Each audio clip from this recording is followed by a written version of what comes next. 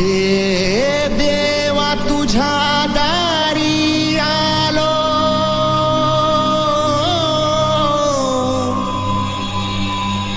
गुणगान गाया तुझ्या मानसाचा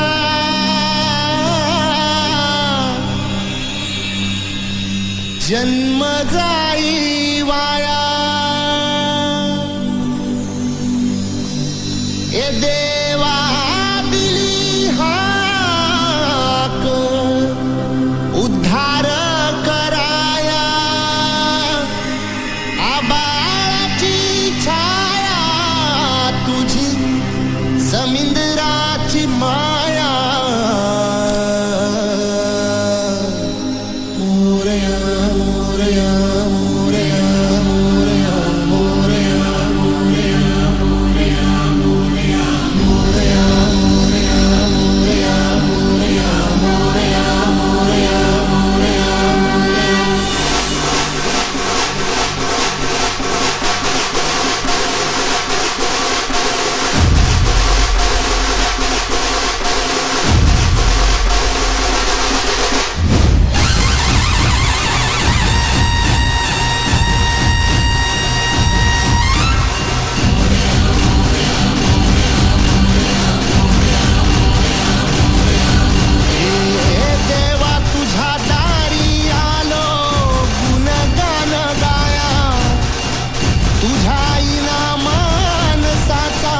जन्म जाई वाया। हे देवा दिली हाक उद्धार कराया, आबाळाची छाया तुझी समिंदराची माया।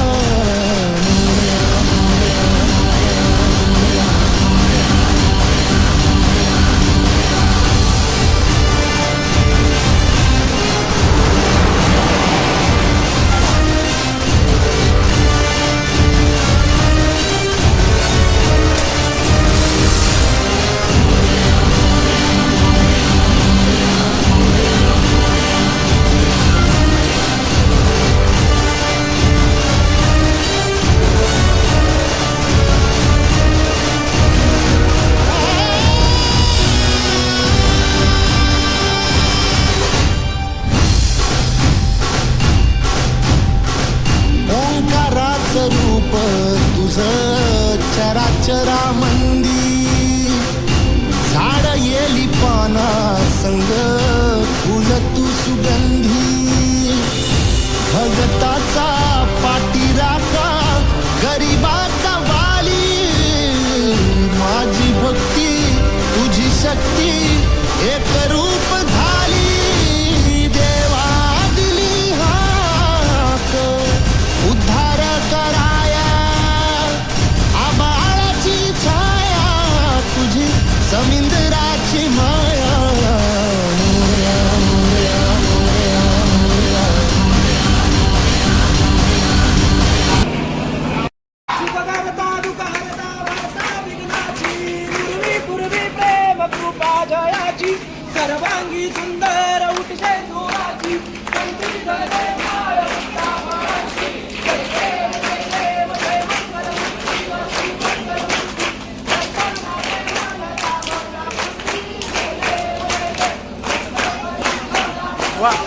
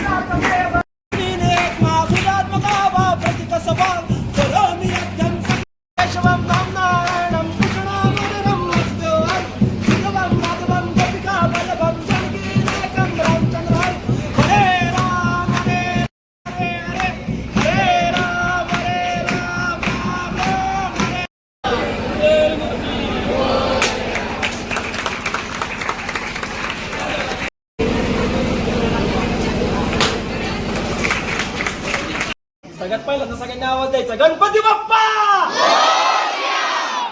मूर्ती.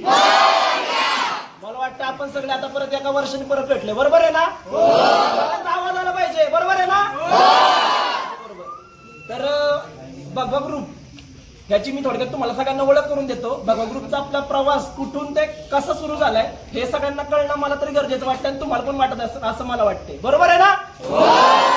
तर आपल्या भगवा ग्रुपला 19 ते 18 वर्ष झालीत.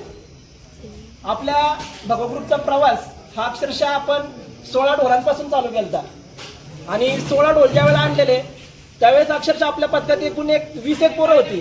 त्यामध्ये मला वाटते बारीक बारीक मुलं असतील. त्यावेळेस मी तर 3री 4थीला होतो. मी आसन, आकाशदादा आसन, परत ओमकारदादा आसन, असे सगळे आम्ही अक्षरशः मला आता अक्षरशः माझं सगळं म्हणजे एकदम मला असं भरून येते सांगताना. कारण की तो प्रवास आज 17 ढोलावरचा प्रवास आज आपला 15 ढोलावर येऊन थांबलाय. म्हणजे ही गोष्ट सोपी नाहीये. म्हणजे आज मला प्रत्येकाला सांगायचं, आपण इथं येतो आपल्याला वाटते नुसतं भगवा ग्रुप, पण भगवा ग्रुप कसा मोठा झालाय ना हे प्रत्येकाला समजलं पाहिजे. आज आपण हैदराबाद मध्ये जाऊन आज आपण आपल्या बोरचं आपल्या भगवा ग्रुपचं नाव मोठं करतोय. म्हणजे हे असंच झालेलं नाहीये. त्याच्या मागे आपले बापू भाऊ असेल, योगेश भाऊ असेल, राजा भाऊ असेल, कान्हा असेल, असे आपले भरपूर जण आहेत. त्यांचा खूप मोलाचा वाटा आहे.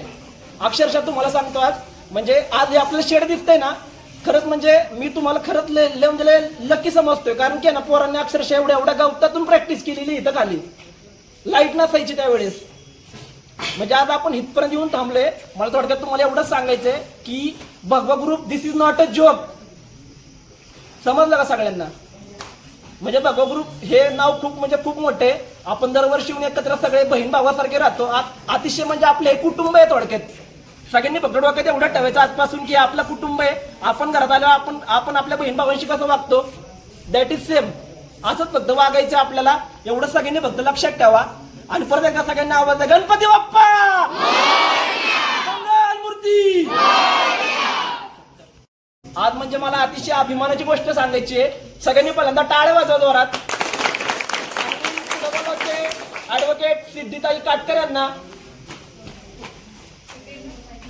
सांगी गायला येते पुढे सांग.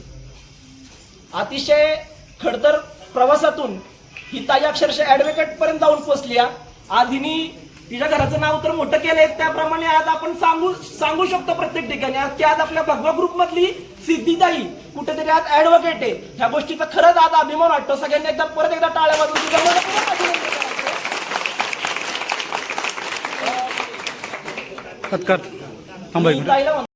तुम्ही माझ्या अशा पद्धतीने स्वागत केलं त्याबद्दल मी जवळपास भगवा ग्रुप ढोल ताशा वाद्य पथकात गेले 10 वर्ष मी या पथकात आहे.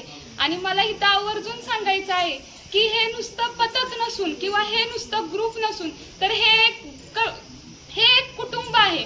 कुटुंब कशा प्रकारचं, नुसतं आम्ही म्हणजे गणपती आले की सगळेजण एकत्र येतात असं नाही. हे पथक पोरींना कोकणात ट्रीप भरपूर उपक्रम राबवतात. तसेच नवरात्रात भगवा ग्रुपचा खूप मोठ्या प्रमाणात उपक्रम राबवला जातो. तसेच हे जे कुटुंब आहे ते ह्या भगवा ग्रुप ढोल ताशा पथकाच्या सर्व सदस्यांच्या घरातील सुख किंवा दुःख या कार्यक्रमात नेहमी सहभागी असतात. त्याबद्दल मी सर्व भगवा ग्रुप ढोल ताशा वाद्य पथकांचा आभार मानते आणि माझे 2 शब्द थांबवते.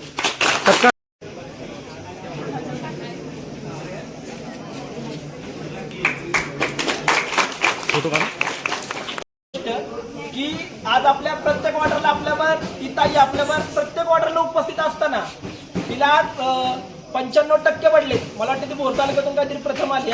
अशा आपली चिनू ताई यासाठी सगळ्यांनी टाळ्या वाजवायच्या.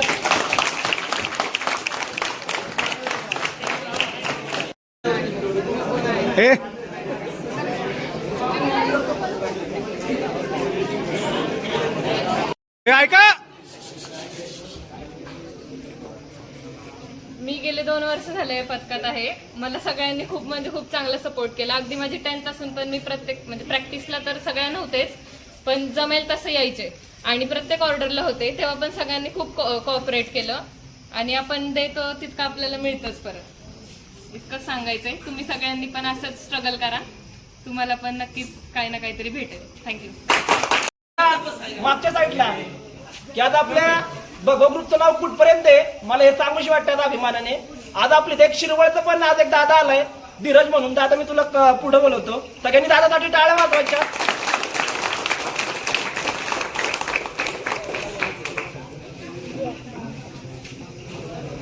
काय मी मागच्या 2 वर्षापासून पुणे येथे कोथरूडमध्ये प्रबोधन वाद्यपथक इथं वाजवतो ताशा वादक म्हणून. आणि मला आता भगवा ग्रुपमध्ये जॉईन झालोय मी यावेळेला.